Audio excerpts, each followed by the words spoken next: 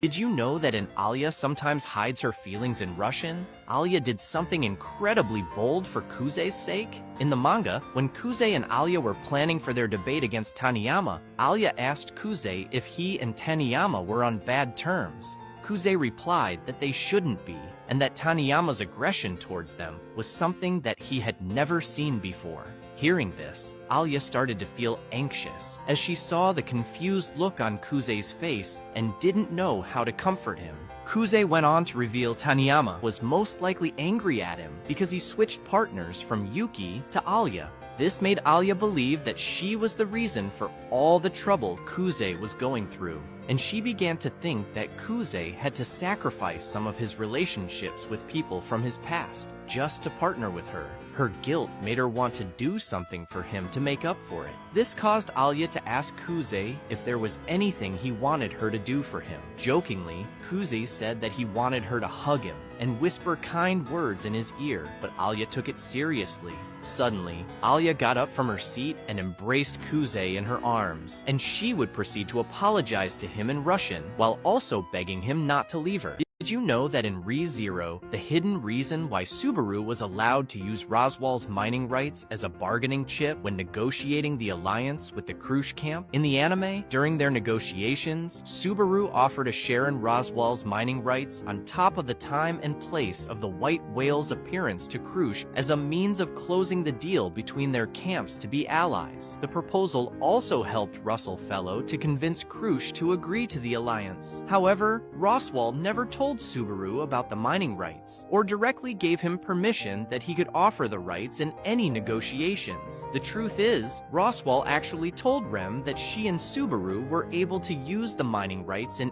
any negotiations with the Krush camp, and that they were allowed to negotiate on his and Amelia's behalf. But she was instructed not to tell Subaru about it unless he asked or planned to negotiate himself. In fact, Rem was actually negotiating with Krush by herself the entire time they stayed at her mansion, but the negotiations never went anywhere until Subaru joined in. Did you know that in Mushoku Tensei, Nanahoshi almost told Sylphie Rudius's biggest secret? In the light novels and anime, Nanahoshi goes up to Sylphie and Rudius to congratulate them during their wedding reception. Sylphie would take that moment as an opportunity to ask Nanahoshi about what she meant during her first conversation with Rudius when she mentioned they were from the same place. However, what the anime doesn't show is Sylphie asking Nanahoshi how she and Rudius could be from the same hometown if she came from a different world. This confrontation would fluster Nanahoshi, as she didn't know if Rudius wanted Sylphie to know that he had been reincarnated or not, and she would look at Rudius for help on what she should tell her. Surprisingly, Rudius didn't do anything, as he actually didn't mind if Sylphie knew or not, as he wasn't trying to hide anything from her. With the choice of revealing Rudius's reincarnation being completely left to Nanahoshi, she keeps his secret hidden.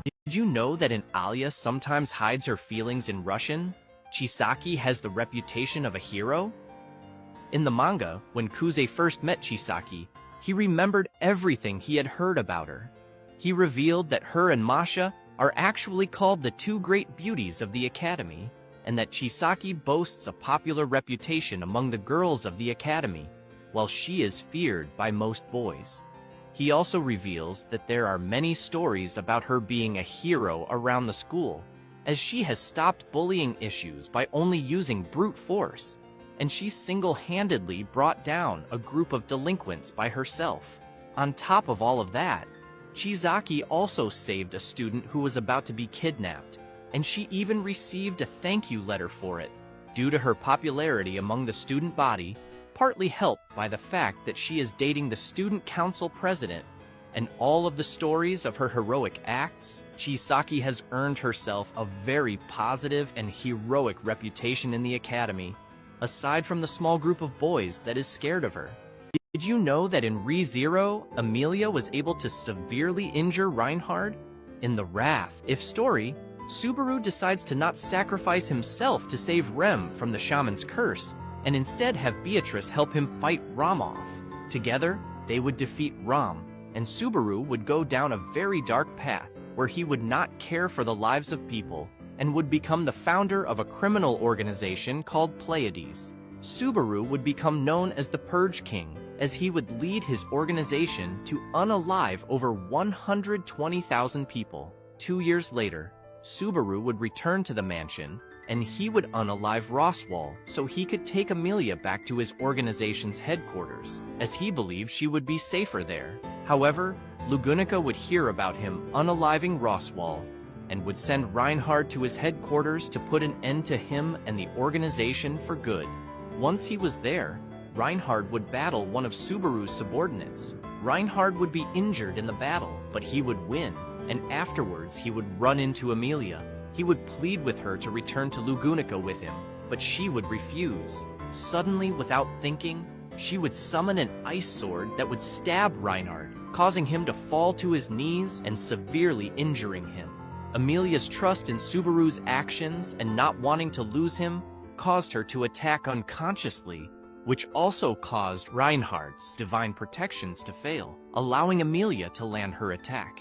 Did you know that in Alia sometimes hides her feelings in Russian? Alia tricked Kuzey into buying something for her. In the light novel, during their date for Kuzey's birthday, the topic of who was paying for their food came up. Alia mentioned that in Russia, it was customary for the birthday person to pay for the bill, and asked Kuzey if she could expect that from him. Kuzey quickly said yes, as he planned on paying anyway. However, before Kuzey could touch the bill, Alia took it upon herself to pay, and told him that she was joking and the date was her treat. Reluctant to let her pay, Kuzey tried to convince her that he could cover the bill, but Alia reassured him that it was fine and that he could pay next time they got something. That something ended up being a lot sooner, as once they left the restaurant, Alia's sweet tooth got the best of her, and she mentioned that it wouldn't be a birthday without cake, and that there was a bakery with amazing cake nearby. Trying to repay his debt, Kuzey offered to take her there and pay for them, and Alia ended up eating 5 pieces of cake, and the bill ended up being significantly more than what Alia paid for lunch.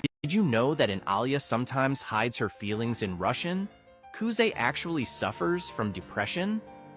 Due to Kuzey abandoning the Suo household when he was a kid, he feels guilty, because not only did he also leave Yuki behind, but he abandoned all the responsibilities of being the Suo family heir and left Yuki to deal with them.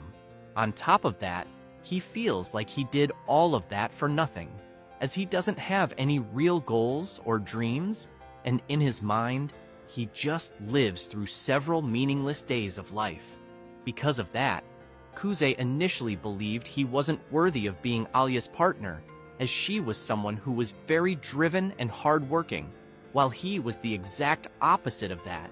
He even believed that because of who he truly is, him and Yuki would have drifted apart after he left the Suo house if Yuki didn't constantly shower him with affection.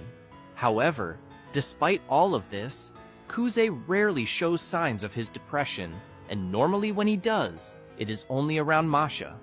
Masha know that Kuzey can understand Russian, and Alia sometimes hides her feelings in Russian. Alia is completely oblivious that Kuzey can understand and speak Russian, but it's possible that her sister could know. When they first met, Masha thought Kuzey was her childhood friend, and she knew that back then he knew Russian, so she tested him by saying something in the language. However, Kuzey played dumb and pretended not to understand, even though he did. But this didn't shut down Masha's suspicions, as when she told Alia that she met him, she also told her that she should make a move on him, otherwise someone else will. And it feels like she was talking about herself, due to the fact that she believed he was the person from her childhood she loved so much, as well as her reaction when meeting him. And she was also concerned about what she said during the time she was hypnotized, likely because she thinks he has a connection to her past, and that he is the Sammy person that she claims is basically her boyfriend. With her almost certain that Kuzey is her childhood friend, she is probably hiding this fact from being public on the small chance she is wrong, as well as the chance that Kuzey doesn't remember a friend like that, or how Alia would feel on the matter. But given the fact that she fully believes Kuzey is her childhood friend, and how hard he tried to learn the language back then, she probably suspects that he knows a little bit. Did you know that in Mushoku Tensei,